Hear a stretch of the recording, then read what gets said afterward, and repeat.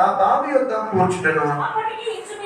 అప్పటికి ఇంచుమించు 12 గంటలాయను. సమరయ స్త్రీ ఒకతే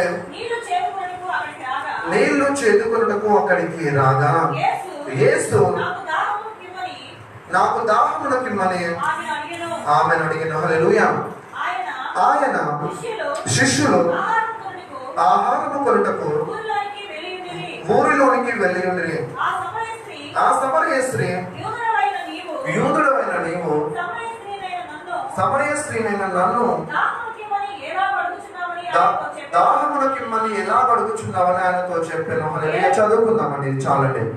ఇక్కడ మనం ఒక సందర్భాన్ని చూస్తున్నాము. యేసుక్రీస్తు ప్రభుల వారు ఎన్నో కిలోమీటర్ల ప్రయాణం చేయడము, రాత్రనక పగలనక ఎండనక చలినక వర్షమనక తాను దేవుడు ఇచ్చిన రాజ్యాన్ని ప్రకటిస్తూ, దేవుని కుమారుడైన యేసుక్రీస్తు తన రాజ్యాన్ని ప్రకటిస్తూ ఎన్నో ప్రాంతాలు కాలినడకన వెళ్ళినట్టుగా మనం చూస్తాం. హల్లెలూయా. ఆ కాలినడకలో తాను వెళ్తూనే ఒక సందర్భంలో యేసుక్రీస్తు ప్రభుల వారు ఒక ప్రాంతానికి వచ్చారు. ఆ ప్రాంతం ఏమిటంటే సుకారు అనే సమరయ ప్రాంతంలోని ఒక ప్రాంతం. హల్లెలూయా.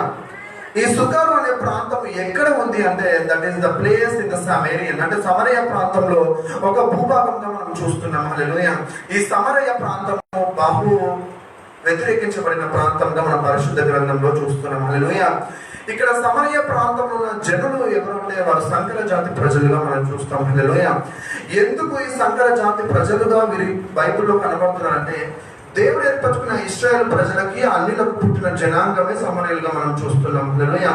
అంటే దేవుడు ఇచ్చిన ఆ యొక్క 10 ఆజ్ఞల్లో ఇశ్రాయేలు ప్రజలు అన్నిలతో సాంగత్యం చేయడానికి వీల్లేదు. కానీ ఎప్పుడైతే ఇశ్రాయేలు ప్రజలు దేవుని యొక్క మాటలు ధిక్కరించి తమ ఇష్టానుసారంగా జీవిస్తున్నప్పుడు తమ చుట్టూ ఉన్న అన్నిలతో వారు సహవాసం చేసి వారిని వివాహం చేసుకున్నట్టుగా మనం చూస్తున్నాం. హల్లెలూయా. ఆ యొక్క అన్నిలకి ఆ యొక్క దేవుని బిడ్డల ఇశ్రాయేలు పుట్టిన జనాంగమే ఈ యొక్క సమరయులు అనుకుంటున్నాం. హల్లెలూయా.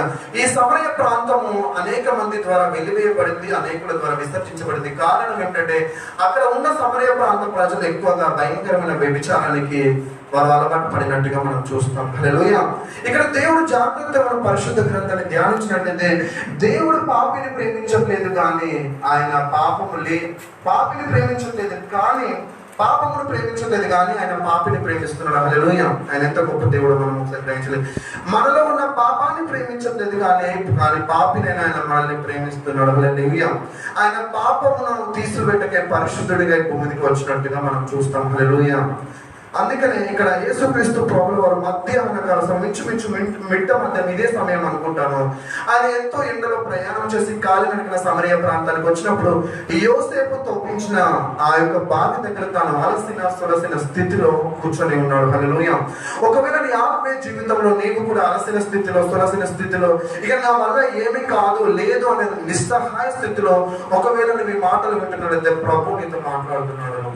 ఆ రోజు నిస్సహాయ స్థితిలో ఒంటరిగా నీళ్లు చేదుకోవడానికి వచ్చిన సమరయ స్త్రీని దర్శించిన దేవుడు ఈరోజు నిన్ను బలపరచాలని ఆయన ఇష్టపడుతున్నాడు. హల్లెలూయా.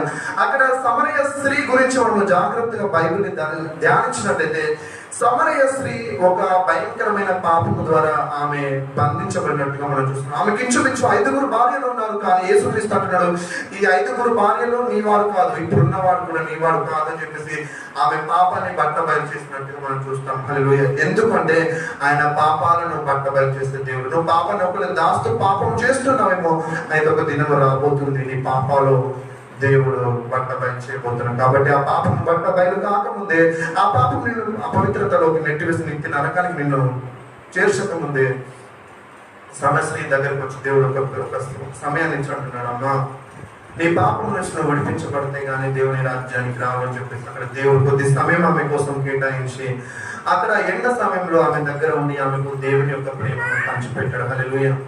ఆ దేవుడి తన ప్రేమను తాను మనిషికి వచ్చి ప్రేమను పంచిపెడితే నీ చుట్టుపక్కల ఉన్న వారికి నువ్వు దేవుని ప్రేమను నువ్వు పరిచయం చేస్తున్నావు. ఒకసారి ప్రశ్నించుకుందాం.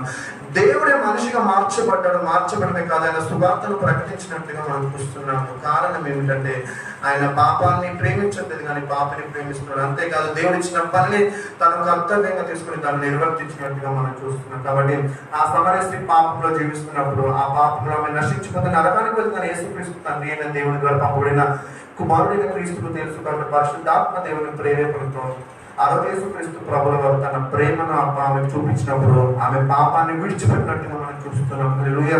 ఆమె ఆ కుండను అక్కడ విడిచిపెట్టింది. హల్లెలూయా. ఆ కుండ దేనికి సాదృశ్యంగా ఉందంటే తన పాపము చేత నింపబడిన కుండగా మనకు కనబడుతుంది. ఒకవేళ నీ హృదయం పాపము చేత నింపబడిందేమో, ఒకవేళ ఆయాసకరమైన జీవితం, వ్యతిరేకమైన స్థితిగతుల మధ్యలో పాపం అనే బానిసత్వం చేత నింపబడినట్లయితే ప్రభు పేరు హెచ్చరికపూర్వక ఈ మాటలు తెలియజేస్తున్నాను. ఆ రోజు సమరయ స్త్రీ ఆ కుండను విడిచిపెట్టి తన ప్రాంతమైన సమయంలోకి వెళ్ళి అక్కడ ఉన్న వారందరికీ సువార్తను ప్రకటించి దేవుని వైపు ఒక సువార్తికురాలుగా మార్చబడింది. హల్లెలూయా. మరి నీవు నీ హృదయంలో ఉన్న పాపాన్ని ఈ రోజు ఈ యొక్క దేవుని సన్నిధిలో మోకరించి ఆ పాపాన్ని విడిచిపెట్టి పరిశుద్ధత కలిగి లోకంలోకి వెళ్ళి అనేకులకు సువార్తను ప్రకటించినట్లయితే నీ ద్వారా అనేకులు పరలోక రాజ్యానికి అర్హత సాధిస్తారు. హల్లెలూయా. కాబట్టి ప్రభు పెట్టిన తెలియజేస్తుంది ఒకటే, నీవు దేవుని ప్రేమను పొందుకున్నావు, దేవుని యొక్క ప్రణాళికను కూడా గ్రహించావు. ఏమిటి ఆ ప్రణాళిక అంటే నశించిపోతున్న వారి యొద్దకు వెళ్ళడమే కాదు, దేవుని ప్రేమను ప్రకటించడమే కాదు, వారిని పరలోక రాజ్యానికి అర్హులుగా చేయాలి. హల్లెలూయా. కాబట్టి మొదటి అంశం చూసాము దేవుని యొక్క ప్రేమ. What is the love of God? అది దేవుని యొక్క ఆజ్ఞల ప్రకారం నడుపునే దేవుని యొక్క ప్రేమ. రెండవదిగా దేవుని యొక్క ప్రణాళిక ఏమిటి? What is the purpose and plans of God in this world? ఈ భూమి మీద దేవుని యొక్క ప్రణాళిక ఏమైందంటే నశించిన దాన్ని వెతికి రక్షించడమే ఆయన ప్రణాళిక అయింది. హల్లెలూయా. మూడవదిగా నేను చెప్పి ముగింపులోకి తీసుకొస్తున్నాను. What is the heaven of God? దేవుని యొక్క పరలోక రాజ్యం అంటే ఏమిటి? మొదటిగా మనం చూస్తాము దేవుని యొక్క ప్రేమ, రెండవదిగా దేవుని యొక్క ప్రణాళిక, మూడవదిగా దేవుని యొక్క పరలోక రాజ్యము. హల్లెలూయా.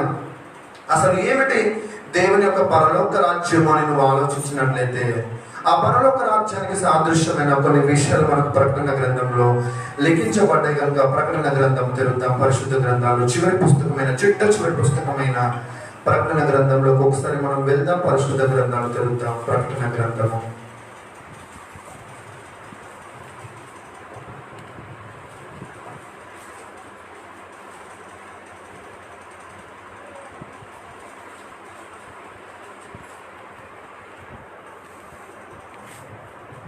21వ అధ్యాయం మొదటి కొన్ని వచనాలు చదువుకున్నాం. పరిశుద్ధ గ్రంథాలు తెరుద్దాం. 21వ అధ్యాయము ప్రకటన గ్రంథము మొదటి కొన్ని వచనాలు చూద్దాం. అంతటా నేను క్రొత్త ఆకాశమును క్రొత్త భూమిని చూచితిని. మొదటి ఆకాశమును మొదటి భూమి గతించిపోయిను, సముద్రము ఇకను లేదు. మరియు నేను నూతనమైన యెరూషలేము అను ఆ పరిశుద్ధ పట్టణము తన భర్త కొరకు అలంకరింపబడిన పెళ్లి కుమార్తె వలె సిద్ధపడి పరలోకమందున్న దేవుని యొద్ద నుండి దిగివచ్చుటని చూచుతిని. అప్పుడు ఇదిగో దేవుని నివాసము మనుషులతో కూడా ఉన్నది. ఆయన వారితో కాపురముండును. వారాయన ప్రజల యందు దేవుడు తానే వారి దేవుడై ఉండి వారికి తోడైండును. ఆయన వారి కన్నుల ప్రతి బాష్ప బిందువును తుడిచివేయును. మరణము ఇక ఉండదు, దుఃఖమైనను ఏడుపైనను వేదనను ఇక ఉండదు. మొదటి సంగతులు గతించి పోయెను. సింహాసనంలో నుండి వచ్చిన గొప్ప స్వరము చెప్పుట వింటిని. హల్లెలూయా. ఇక్కడ పరలోక రాజ్యాన్ని గురించి దర్శన పూర్వకంగా తాను పొందుకున్న దర్శనాన్ని లిఖిత పూర్వకంగా ఆ రోజు పద్మాసు ద్వీపంలో తన యొక్క దర్శనాన్ని రాసుకున్న ఆ యోహాను ఈ దినం పరిశుద్ధాత్మ దేవుని సహాయముతో ఈ ఆదివారం దినం ఏప్రిల్ 11వ తారీఖు 2021వ దినం 2వ ఆదివారం దేవుడు మనతో ఏమని మాట్లాడుతున్నాడంటే, అంతటా నేను క్రొత్త ఆకాశంలో కొత్త భూమిని చూచుకుని మొదటి ఆకాశము మొదటి భూమి గతించిపోయిన సముద్రము ఇక లేదు. మరియు నేను నూతనమైన యెరూషలేము అనే పట్టణంలో కొరకు తన భర్త కొరకు అలంకరించబడిన పెళ్లి కుమార్తె వలె సిద్ధపడి పరలోకమందున దేవుని యొద్ద నుండి దిగువచ్చుట చూచుతిని. హల్లెలూయా. ఇక్కడ పరిశుద్ధుడైన యోహాను ఏమని ఆ యొక్క వాక్యాన్ని మనకు వివరిస్తున్నాడంటే, అక్కడ పెళ్లి కుమారుని యొద్దకు పెళ్లి కుమార్తె సిద్ధపడినట్టుగా మనం చూస్తున్నాం. హల్లెలూయా. పెళ్లి కుమారుడు యేసుక్రీస్తు. మరి పెళ్లి కుమార్తె ఎవరు అని మనం ఆలోచన చేస్తే వధువు సంఘంగా పిలువబడుతున్న దేవుని ప్రజలైన సంఘము. హల్లెలూయా. ఆ సంఘం ఏమిటంటే దేవుని యొక్క రక్తం ద్వారా విలువ పెట్టి కొనబడింది. ఆ విలువైన సంఘాన్ని తాను వధువుగా సిద్ధపరుచుకున్నాడు. కాబట్టి ఆయన సిద్ధపడ్డ పెళ్లి కుమారుడు పరలోక రాజ్యం అందున్నాడు. కానీ ఆయన కడబూరు శబ్దము ఊదబడినప్పుడే when the when the sound is releasing by the heaven, అంటే పరలోక రాజ్యం ఎప్పుడైతే ఆ స్వరము వినిపించబడుతుందో, వధువు గనక దేవుని రక్తం ద్వారా కొనబడిన ఈ సంఘం అనే వధువు ఆయన దగ్గరకు వెళ్తుంది. హల్లెలూయా. మరి ఆ వధువు సంఘంలో నీవు పాలి భాగస్తుడిగా ఉన్నావా? ఒకసారి ప్రశ్నించుకుందాం. ఇక్కడ అంటున్నాడు అపోస్తలుడైన యోహాను అంటున్నాడు, అప్పుడు ఇదిగో దేవుని నివాసం మనుషులతో కూడా ఉన్నది. హల్లెలూయా. దేవుని యొక్క నివాసం అంటే ఎవరితో ఉందట? మనుషులమైన మనతో ఉంది. అంతేకాదు, ఆయన వారితో ఒక ఆపురం ఉండడు, వారైన ప్రజలై ఉండడు. హల్లెలూయా.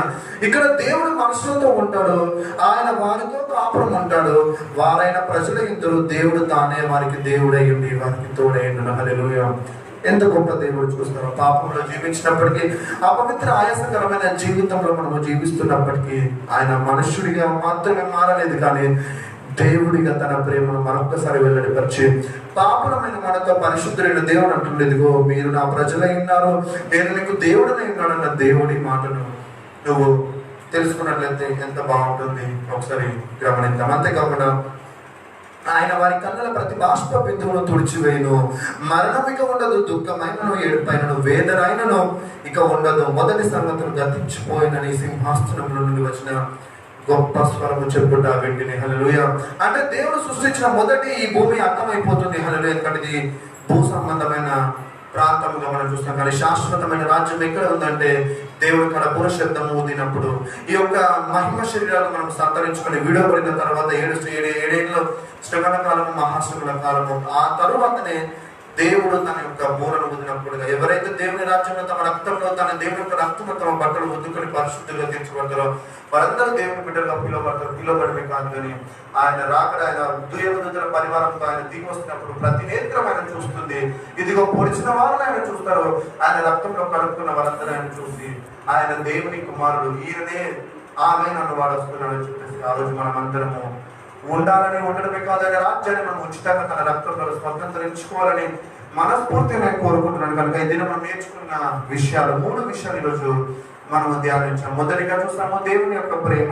దేవుని యొక్క ప్రేమ ఏమిటంటే ఆయన ఆజ్ఞల ప్రకారం నడచడమే, ఆయన ప్రేమని పరిచయించడమే దేవుని యొక్క ప్రేమ. ఇది రెండవదిగా మనం చూస్తాము దేవుని యొక్క ప్రణాళిక. హల్లెలూయా.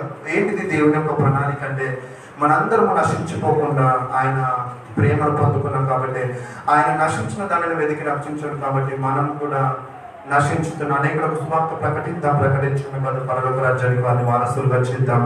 అది దేవుని యొక్క ప్రణాళిక. మూడవదిగా దేవుని యొక్క పరలోక రాజ్యం ఏంటంటే ఆయన పరిశుద్ధుడిగా ఉన్నాడు కాబట్టి, ఆయన పాపములను ప్రేమించడానికి వచ్చాడు కాబట్టి ఆ పాపములను మనము పరిహరించబడ్డాము, పాపంలో కడగబడ పాపంలో ఉన్న మనల్ని రక్తం ద్వారా పరిశుద్ధంగా తీర్చాడు. అంతేకాకుండా పరలోక రాజ్యానికి ఆయన ప్రతి బాష్ప బిందువును తుడిచివేశాడు. ఇదిగో ఆయనకు దేవుని ప్రజలే ఉంటారు, ఆయన మీతో పాటు కాపురం ఉంటాడన్న పరలోక రాజ్యం మనుషులతో పాటు దేవుని నివాసం ఉందని ఈరోజు మనం చూస్తాం. కనుక దేవుని యొక్క నివాసమైన పరలోక రాజ్యాన్ని ఉచితంగా పొందుకుందాం, అనేక మందికి తెలియజేద్దాం. అటు దేవుని యొక్క బలమైన శక్తి ఈ మాటలు విన్న మనకు దేవుడు, అదేవిధంగా లైవ్ లో ఉన్న ప్రతి ఒక్కరికి, ఫేస్బుక్ లో ఉన్న ప్రతి ఒక్కరికి దేవుడు తోడై ఉండును గాక. ఆమేన్. హల్లెలూయా. గట్టిగా చప్పట్లు కొడదాం.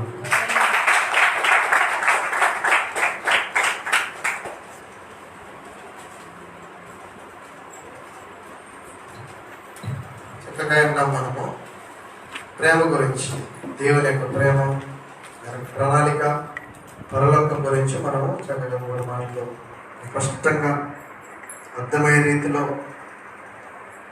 సులభతరంగా మనకు అందించిన దైవ సేవకులకు సంఘం తరపున కృతజ్ఞతలు తెలియజేస్తున్నాం. తర్వాత మన మధ్య ఉన్నటువంటి మళ్ళా కార్యక్రమానికి వెళ్దాం. ప్రభు నామంలో బాప్తిస్మం పొందిన బిడ్డలు, మారు మనసు అనుభవం కలిగిన వారు ముందు వరుసలోకి వచ్చినట్లయితే ప్రభువులో చేయి వేస్తున్నారు.